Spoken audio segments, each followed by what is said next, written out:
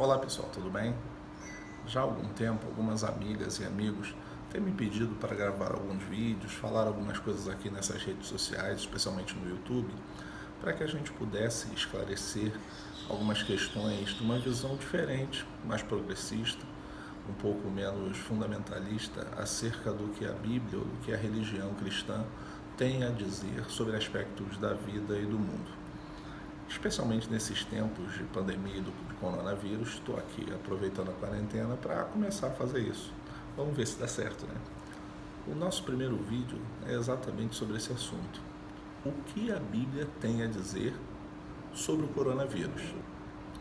Você já deve ter visto por aí muitos memes, muita coisa falando sobre a relação entre essa pandemia e predições, supostas ideias e predições sobre o livro do Apocalipse. E eu queria dizer para vocês que essas predições, essas ideias, nada tem a ver com o estudo mais aprofundado deste livro.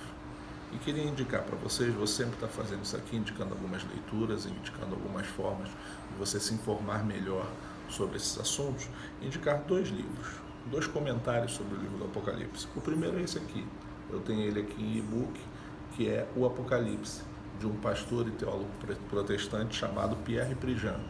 Ele é professor na Faculdade de Teologia de Estrasburgo e traz uma perspectiva histórica, uma leitura histórica sobre o livro. O outro livro é este aqui, de Carlos Mesters e Mauro Rufino, o Apocalipse de São João. Dois teólogos católicos que são muito ligados à teologia da libertação e tem uma proposta, uma leitura do livro do Apocalipse para além de simplesmente uma análise histórica, mas uma análise contextual na vida daqueles que estavam oprimidos sob o jugo do Império Romano. Carlos Mesters e Francisco Rufino são dois biblistas muito conceituados no Brasil. Francisco Rufino, por exemplo, é aqui de Nova Iguaçu, muito conhecido nas comunidades eclesiais de base da região da Baixada Fluminense. Então, se você estudar estes livros nesta perspectiva, você perceberá que não há nenhuma relação do Apocalipse com predições do futuro, mas com uma mensagem específica para um povo sob a opressão do Império Romano, dizendo que apesar das lutas, apesar das dificuldades no momento, a vitória final é de Deus e dos seus. E essa palavra é que serve para esse momento. Nós vamos então perguntar: o que a Bíblia tem a dizer sobre o novo coronavírus? Nada. Simplesmente isso. A Bíblia nada tem a dizer sobre o novo coronavírus. Se o Apocalipse não é predição do futuro, se ele está focado em trazer uma mensagem para a comunidade cristã perseguida e oprimida pelo Império Romano no primeiro século, ele nada tem a dizer sobre essa pandemia que estamos passando hoje. Mas, no entanto, a Bíblia tem muito a dizer, muito mesmo, sobre como devemos nos portar em períodos como esse. Em períodos em que as pessoas sofrem, em períodos de dor, em períodos de luta. Nestes períodos é que deve se expressar aquilo que Jesus fala no Evangelho de João, no capítulo 13, dizendo que nisto conhecerão que sois meus discípulos, quando vos amardes uns aos outros. E ele ainda diz mais, que ele nos deixa um novo mandamento. E este novo mandamento é que vos ameis uns aos outros, assim como eu, Cristo, vos amei. Um amor de entrega, um amor de compromisso, um amor que não olha os seus interesses, mas olha os interesses do seu próximo. Assim sendo, nós devemos perceber que a postura do cristão em tempos como esse é olhar para além de si, para além dos seus próprios interesses. O apóstolo Paulo diz exatamente isso na sua primeira carta aos Coríntios, no capítulo 10, versículo 24, dizendo: ninguém deve buscar o seu próprio bem, mas sim o dos outros. E confirma mais ainda isto quando escreve a Epístola aos Romanos, capítulo 15, versículo 2, dizendo: cada um de nós deve agradar ao seu próximo para o bem dele, a fim de edificá-lo. Essa deve ser a postura do cristão, de olhar para além de si, de olhar para o seu próximo.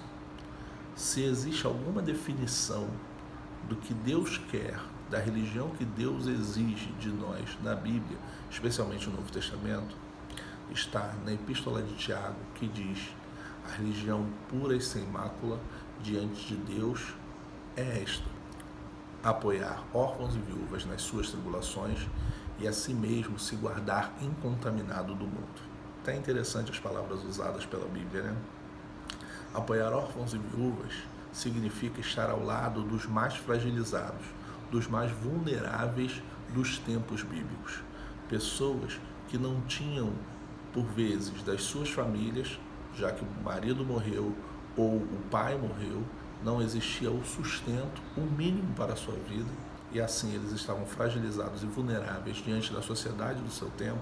Por isso, a religião pura e sem mácula é estar ao lado deles, é olhar os seus interesses durante as suas tribulações e assim mesmo se guardar incontaminado do mundo. É hora de estar ao lado dos que mais precisam. É hora de estar ao lado dos mais fragilizados, dos mais vulneráveis, daqueles que estão em grupos de risco, e cuidar de si e deles, ficando em casa. Não saia, meu irmão e minha irmã. A despeito do que qualquer líder, qualquer pastor evangélico, qualquer padre venha lhe dizer ao contrário, não é momento de ir à igreja. Não é momento de se reunir presencialmente. Podemos estar reunidos assim como estamos aqui agora. Há diversos padres, diversos pastores que estão fazendo lives, que estão fazendo trabalhos online. Eu quero citar aqui, por exemplo, meu amigo Rodrigo Coelho, lá da nossa igreja presbiteriana da Praia de Botafogo, que está fazendo lives. Vou botar aqui no comentário o link dele, para que a gente possa estar reunidos de maneira segura. Essa é a missão do cristão, essa é a postura que o cristão deve ter em períodos como esse. Isso é o que a Bíblia diz, o resto é profetada. Se você gostou, se você curtiu, compartilhe, curta esse vídeo, se inscreva no canal, nós vamos estar juntos mais vezes. Um grande abraço, tchau!